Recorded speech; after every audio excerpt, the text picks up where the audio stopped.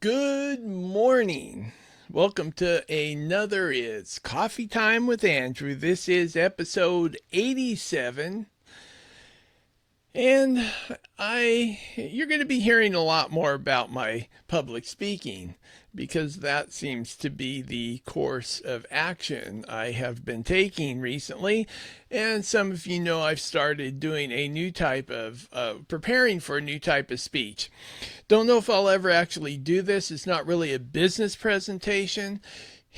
I am thinking I may have some occasion to do it, but it's really to get the experience of developing a speech that is a bit finer grained. There can be less variation in the delivery of this presentation.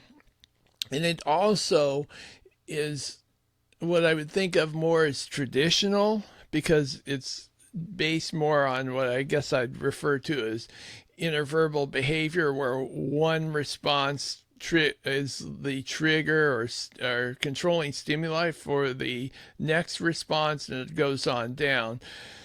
The drawback with this type of presentation is that if you lose your place in presenting, it poses more of a problem. So I'm going to need to work on some ways to prove that. And I'm thinking about that. So one thing is I am really want to associate psychomotor skills, haptic feedback into the presentation so that if I get lost, I can go back and hopefully use that as a trigger to put me back on course. And I've only been doing this for a day. Yesterday I really started. I had been planning on it before that. And I wanted to try something new, which I often do. I was doing the last part of the presentation, how I always do it. I would always do this type of speech all my life since I was very young. But the first part, I was using a different system, a different method, probably what most people would do. So I have what I usually do and what most people do.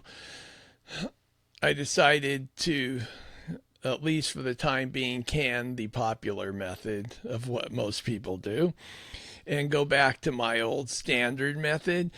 And then I started thinking, now, why am I doing this, as well as how would I incorporate these type of behaviors, not necessarily verbal, into a dog training program? How do I teach a new behavior to the owner and the dog? So you will see my traditional method of learning a speech or learning a new behavior and how I teach the owner. That's very classic. They don't even know I'm doing it, I am sure. And it's opposite what most people would do. Exactly opposite.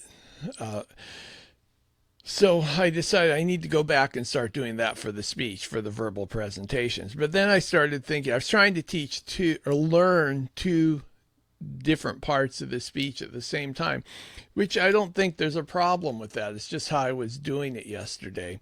And also there's a temporal element. So when you practice each section of the session, I think is important as well. So today I'm going to go back and start working on a more thorough plan. So we get into the Deming cycle. First thing is planning, and planning is the most important part. Yesterday it was a very ad hoc. I planned on it. But I did not put the same amount of planning into it as I have last night and this morning. Why is that? Well, sometimes you just get on a course of action and it's like, let's do it. And then after you do it, you sit back and you study what you did. And it's like that. I just don't think that's the best way. Let's really sit down and figure this out and have a cohesive, repeatable plan for the future. Test it, and then if it works, make it operational. So the Deming cycle: first you plan, then you do. That's what I did yesterday. I did. Then you study. I studied what I did. I didn't like it as well.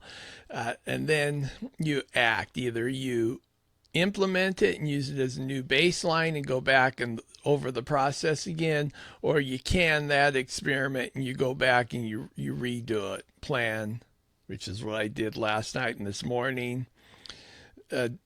Plan, do. I haven't done today, so this may change. And then after I do the new exercise, then I will study the results and determine whether I want to implement that or go back and modify it. So that is my process, especially for this type of speech. I prefer doing it where there's a lot more leeway, more room for variation, and still have it be successful. This one is, I think, going to be nerve-wracking if I have to present it in front of an audience, which I'm sort of starting to work on that as well. But I believe I'll need a lot more preparation. Okay, let's see. I think that's going to do it for today's little chat. These coffee times look like they're also turning into my speech preparation talks. So I'll probably be putting some, well, these always go on andrewledford.com under coffee time. I may need to start doing blogging about them as well.